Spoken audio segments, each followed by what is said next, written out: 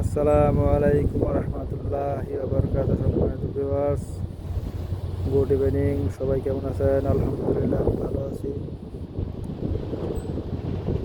আজকে এই অপরন্ত বিকালে অনেক হাওয়া চলতেছে। হাওয়াতে এরকম বালু ধুলা উঠতেছে, তাদেরকে দেখাই দেখেন। সামনে অন্ধকার, অনেক বালু উঠতেছে। যাই হোক, তারপরে আপনাদের সামনে কথা বলার জন্য আসলাম এখানে। ওদিকে নেটওয়ার্ক কম পাওয়া যায়, তো তাই একটু বাইরে এদিকে এক জায়গায় সেই জায়গায় ই করি। এখানে যে উঠ যাইতেছে মরুভূমির জাহাজ উঠ, দেখছেন?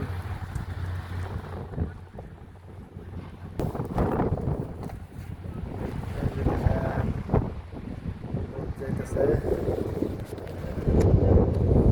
আপনারা সবাই কেমন আছেন? অবশ্যই কমেন্ট করে বলে যাবেন। আর আজকে কিছু কথা বলবো। কথাগুলা দেখেন, আমি কোরআন হাদিস সম্পর্কে অত তো জ্ঞান অর্জন কতটুকু করতে পারছি আল্লাহ আলম, আল্লাহ জানে। তারপরেও চেষ্টা করি তালাশ করার জন্য। যাই হোক, ভুলভ্রান্তি হতে পারে কথার ভিতরে, ক্ষমা স্বরূপ দেখবেন। আর ভিডিও সম্পূর্ণ না দেখে যাবেন না, আর সম্পূর্ণ ভিডিও দেখে গঠনমূলক কমেন্ট করে যাবেন ইনশাল্লাহ। কথাগুলো হলো, এখন বর্তমানে পৃথিবীর জলবায়ু পরিবর্তন নিয়ে, পৃথিবীর সাথে সাথে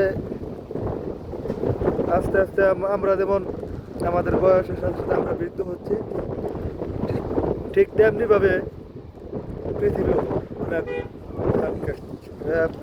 মানে বয়সের শেষ প্রান্তের দিকে এসে পৌঁছেছে। যাই হোক, অনেক হাওয়া চলতেছে, কথা হয়তো বলতে একটু সমস্যা হইতেছে। যাই হোক, এমন অবস্থায় আমরা আছি, আল্লাহ পাক বলেছেন এমন এক সময় আসবে মানুষ সব হারাম খাদ্য, হারাম দিকে এরকম ভাবে ছুটবে, হারাম ইনকামের দিকে। আস্তে আস্তে মানুষ যত অধপতন, যত মানুষ খারাপের দিকে ছুটবে, যত মানুষের অধপতন হবে, আস্তে আস্তে আল্লাহ কি করবে? আল্লাহ তার রহমত দুনিয়ার থেকে উঠায়। তা আল্লাহর রহমত দুনিয়ার থেকে উঠায় নেওয়ার অন্যরকম একটা নিদর্শন আমরা দেখতে পাই।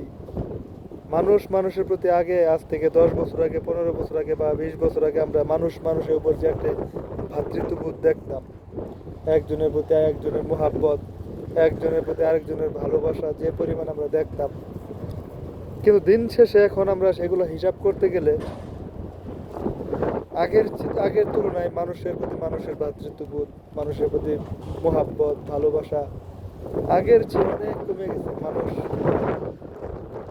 এখন দেখেন, আল্লাহ যে বলেছেন মানুষকে আমি এমন, যখন মানুষ আমার কথা মানবে না তাকে আমি যে নিকৃষ্ট কুকুর, হ্যাঁ সেও খারাপ অবস্থা নিয়ে যাবো। দেখুন আজকে সেই অবস্থাতেই আমরা আস্তে আস্তে পৌঁছতে। দেখেন মানুষকে কীভাবে হত্যা করছে, ভাই ভাই ভাইয়ে ভাইয়ের সম্পত্তির জন্য মারামারি, খুনাখুনি, কাটাকাটি হচ্ছে, কেস মামলা, দেন দরবার হচ্ছে। এক পাড়া প্রতিবেশীর সাথে আরেক পাড়া প্রতিবেশীর মিল নাই, এক খেতুলার সাথে অন্য খেতুলার মিল নাই। এইভাবে যে আল্লাহ যে তার রহমত উঠে নেওয়ার নিদর্শন হিসাবে মানুষের প্রতি যে মানুষের একটা মহাব্বত, একটা বাধ্যতাবোধ যে আস্তে আস্তে আল্লাহ যে উঠায় নিতেছে, এটা কিন্তু আমরা কখনো খেয়াল করিনি। আজকে দেখেন ফেসবুক, ইউটিউব খুললে দেখা যায় অমুকখানা মানুষ মেরা মারি দিচ্ছে, অমুকখানা দর্শন করে ছোট ছোট বাচ্চাদের মেরে ফেলছে, এরকম খবর দেখে খুবই খারাপ লাগে। কিন্তু খারাপ লাগলে কিছু করার নেই। এখন আমরা এমন এক সময়ে বাস করতেছি, পৃথিবীর একবারে শেষাংশে মনে হয়, রাসূল সাল্লাল্লাহু আলাইহি ওয়াসাল্লামের যে হাদিসগুলো আছে, সেই হাদিস অনুসারে যা বুঝতে পারি, সেই হিসাবে আমরা মনে হয় পৃথিবীর একবারে শেষ প্রান্তে এসে শেষ লগ্নে এসে পৌঁছেছি, কারণ কিয়ামত কবে হবে এটা আল্লাহ কখনো বলে নাই। এমনকি আমাদের রাসূল সাল্লাল্লাহু আলাইহি সাল্লামও জানেন না যে কিয়ামত কবে সংঘটিত হবে, তাই সেই সম্পর্কে আমার কোনো জ্ঞান নেই, সেই সম্পর্কে আমি বলতে যাব না। তবে আপনাদের কাছে আমার একটি আবেদন, আপনারা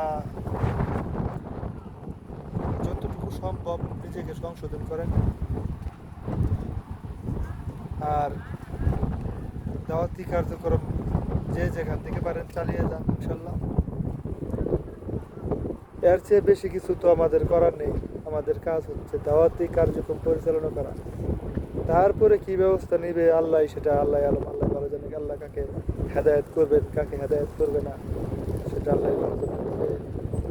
যে যেখান থেকেই পারি ইনশাল্লাহ সবাই চেষ্টা করবো যতটুকু পারি মানুষকে বোঝাবো, যাতে মানুষ এই হারাম থেকে বিরত থাকে, হারাম কাজ থেকে বিরত থাকে, সবাই যাতে চেষ্টা করে।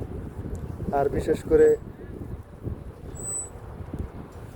মানুষ যাতে 5 ওয়াক্ত নামাজ পড়ে, কারণ সকল ইসলাম টিকিয়ে রাখতে হলে সর্বশেষ যে রশি সেটা হচ্ছে নামাজ। মানুষ যখন সে নামাজ ছেড়ে দেয়, রাসূল সাল্লাল্লাহু আলাইহি সাল্লাম বলেছেন যে নামাজ ছেড়ে দেয় মানুষ, সুদ এত বড় পাপ, এই সুদ যে নাকি সুদ খায় তার সাথে আল্লাহ ও রাসূল যুদ্ধ ঘোষণা করছে, তাকে কিন্তু কাফের বলে। রাসূল সাল্লাল্লাহু আলাইহি সাল্লাম কাফের বলে, সে জিনা করে তাকে কিন্তু কাফের বলে নাই। সে বড় পাপ করে কিন্তু সে কাফের হয় না। ঠিক তেমনিভাবে অনেক পাপ আছে যেগুলো পাপ করলে সেটার হিসাব আল্লাহর কাছে দিতে হবে, আবার আল্লাহর কাছে তওবা করলে আল্লাহ মাফও করতে পারে। আল্লাহ হলো গাফুরুর রহিম। কিন্তু নামাজ এমন একটা পাপ, নামাজ এমন একটা জিনিস, আপনি যদি নামাজ ছেড়ে দেন আপনি ইসলাম থেকেই খারিজ হয়ে গেলেন, ইসলামই আপনার শেষ। আপনি তখন যখন আপনি নামাজ পড়বেন না, আপনি মুসলিম হিসাবে পরিচয় দিতে পারবেন না। আর আপনি মৌখিকভাবে পরিচয় দিলেও সেটা আল্লাহর দরবারে গ্রহণিত হবে না। তাই কাজেই আমরা সকলেই চেষ্টা করি, আমরা হলাম মানুষ, আমাদের দ্বারা পাপ সংগঠিত হবে, পাপের ঊর্ধ্বে কেউ না। পাপ করে না এমন কোনো ব্যক্তি দুনিয়াতে খুঁজে পাওয়া খুবই কষ্টসাধ্য বর্তমানে।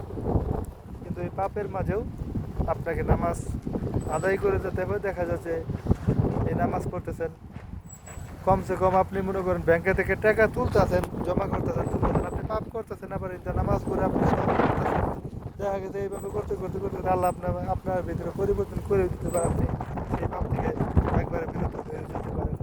কিন্তু তারপরেও চেষ্টা করি আমরা সকলেই